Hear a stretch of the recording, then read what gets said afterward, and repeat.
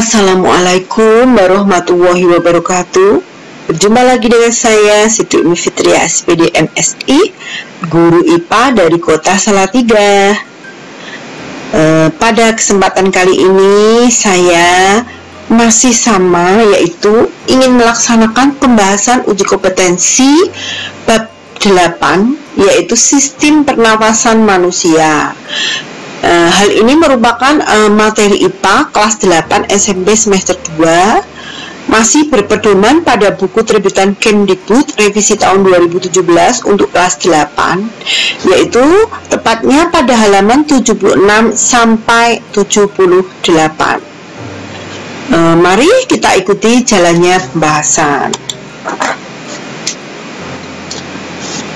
Sebelum menuju ke soal yang pertama, seperti biasa, siapapun yang mengenal channel saya, Umi Fitri Espansa, mohon like, comment, share, dan subscribe agar kami tambah semangat dalam membuat video pembelajaran untuk siswa SMP.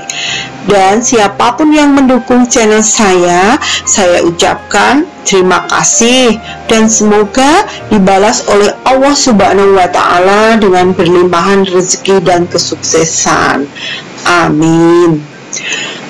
Langsung ke soal yang pertama ya. Berikut ini yang bukan merupakan fungsi hidung dalam proses pernafasan adalah, ingat di sini ada kata-kata bukan. Nah, kita cari. Mengatur suhu udara yang masuk ke dalam paru-paru. Ya. Sebagai tempat pertukaran gas oksigen dan gas karbon dioksida. Stop ya. Akan jelas benar. B. Tempat pertukaran gas oksigen dan karbon dioksida itu bukan di hidung tapi di paru-paru, tepatnya di dalam alveolus, sehingga kita langsung bisa menemukan jawabannya, yaitu B. Soal yang kedua, struktur pada laring yang berfungsi untuk mencegah masuknya partikel makanan atau minuman ke dalam laring atau trakea adalah, ya, memang ya di tenggorokan kita itu ada persimpangan antara jalur makanan dengan jalur pernafasan, sehingga contoh kalau kita makan sambil bicara bisa tersedak, bisa keluar nasi lewat hidung. Nah, di situ ada persimpangan. Nah, itu diatur oleh semacam katup ya, namanya epiglotis. Jadi jawabannya adalah C. Soal nomor 3. Jaringan dalam paru-paru yang berfungsi sebagai tempat pertukaran gas oksigen dan gas CO2 adalah, tadi sudah disinggung di nomor 1 ya, jelas ini adalah alveolus, berarti jawabannya adalah A. Nomor 4. Struktur yang berfungsi untuk melindungi paru-paru dari gesekan saat mengembang dan mengempis adalah, paru-paru kita kan memang dilindungi oleh selaput ya, namanya pleura. Nah, ini otomatis ini ya melindungi paru-paru dari saat dia mengembang maupun mengempis seperti balon, kontraksi dan relaksasi. Nomor 5. Berikut ini merupakan aktivitas yang menyebabkan terjadinya inspirasi. Ingat, inspirasi itu udara masuk. Udara masuk otomatis itu bukan relaksasi tetapi kontraksi ya. Jadi berkontraksinya otot-otot ya, antar tulang rusuk, benar ini ya, dan berkontraksinya diafragma ya. Ini jawabannya D ya. Jadi kontraksi otot antar tulang rusuk atau otot diafragma menyebabkan udara masuk ke dalam rongga dada, tekanan volume membesar, tekanan mengecil, udara masuk atau inspirasi. Jawabannya D. Nomor 6. Berikut ini yang bukan merupakan faktor yang mempengaruhi frekuensi pernafasan. Bukan, jadi kita garis bawahi yang bukan, berarti yang tidak. Umur jelas, jenis kelamin jelas, antara laki-laki perempuan biasanya laki-laki yang frekuensinya lebih banyak. Aktivitas tubuh jelas ya, berlari sama tidur beda jauh ya. Aktivitas berlari dia pernafasannya frekuensinya lebih banyak. Suhu lingkungan, jawabannya yang tidak terpengaruh biasanya D ya ini ya. Ya betul. Sekarang nomor 7. Berapakah volume udara residu yang terdapat di dalam paru-paru? Ini ada grafiknya ya. Kemarin kita sudah mempelajarinya ya. Di grafiknya tertulis jelas sekali, yaitu 1000 ml. Untuk lebih jelasnya nanti kembali dibuka lagi video saya tentang materi pernafasan. Nomor 8. Apakah kelainan yang disebabkan oleh menyempitnya saluran pernafasan dalam paru-paru sehingga seseorang dapat mengalami kesulitan bernafas? Ya, asma ya. Nah, benar kan? Ya, asma. Jawabannya A. Nomor 9. Paru-paru seorang pasien penuh dengan cairan. Setelah dianalisis, ternyata juga ditemukan bakteri Streptococcus pneumoniae. Pasien tersebut terserang penyakit, nah ya pasti pneumonia ya. B. 10. Berikut ini merupakan upaya dalam menjaga kesehatan sistem pernafasan manusia adalah, nah, tidak merokok. Ini yang ya. Jawabannya A ya. Ini sebenarnya juga tidak bagus, tapi yang paling tepat tetap A ya menurut saya. Jawabannya A. Sekarang kita masuk ke uraian. Yang pertama, jelaskan organ penyusun sistem pernafasan manusia beserta fungsinya. Kita urutkan. Hidung, menyaring partikel debu atau kotoran yang masuk bersama udara.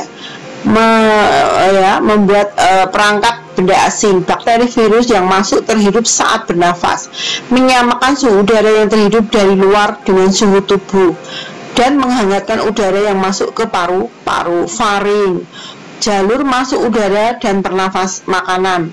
Ruang resonansi suara serta tempat tonsil, organ tubuh yang berperan dalam sistem kekebalan tubuh. Laring, untuk mencegah masuknya makanan atau benda asing lainnya ke dalam laring dan trakea. Trakea untuk menyaring benda-benda asing yang masuk ke dalam saluran pernafasan. Bronkus menyalurkan udara dari trakea ke paru-paru kanan dan kiri. Bronkiolus untuk menyalurkan udara dari bronkus ke alveolus.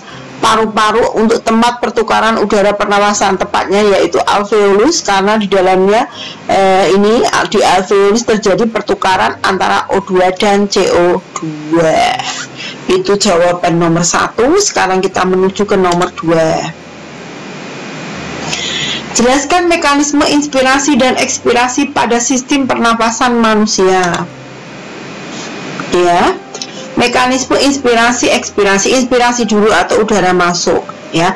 Terjadi kontraksi otot dada atau diafragma sehingga volume rongga dada membesar, akhirnya paru-paru mengembang, dan ini berlawanan. Kalau volume besar, tekanan udara menjadi kecil, udara masuk ke dalam paru-paru. Kebalikannya ekspirasi, terjadi relaksasi, baik otot diafragma dada dan diafragma perut ya, sehingga apa, menyebabkan rongga dada kembali mengempis ya, atau volume kecil, paru-paru kembali normal dan tekanan udara dalam paru-paru membesar ya. Volume mengecil otomatis berlawanan dengan tekanan menjadi besar, udara keluar dari paru-paru, seperti itu. Sebutkan 4 gangguan atau penyakit pada sistem pernafasan manusia beserta penyebabnya. 4 gangguan sistem pernafasan ya, kita ambil contoh 4 saja ya. Yang pertama difteri ya, merupakan infeksi pada saluran pernafasan bagian atas disebabkan oleh Corynebacterium diphtherial. 2. Pneumonia atau Lungenstocking ya, merupakan penyakit radang paru disebabkan oleh Diplococcus pneumoniae.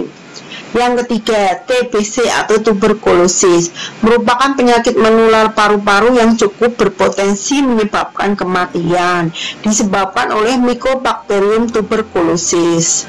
Dan yang terakhir, influenza atau flu, merupakan suatu penyakit infeksi akut saluran pernafasan yang penyebabnya adalah virus influenza. Ini sekarang kita menuju nomor 4. Jelaskan upaya yang dapat kamu lakukan untuk menjaga sistem pernafasan kamu tetap sehat. Nah, upaya yang dapat kita lakukan antara lain sering berolahraga, sering melakukan liburan ke tempat yang udaranya bersih, biasanya ke pantai ya, di pantai banyak oksigennya ya.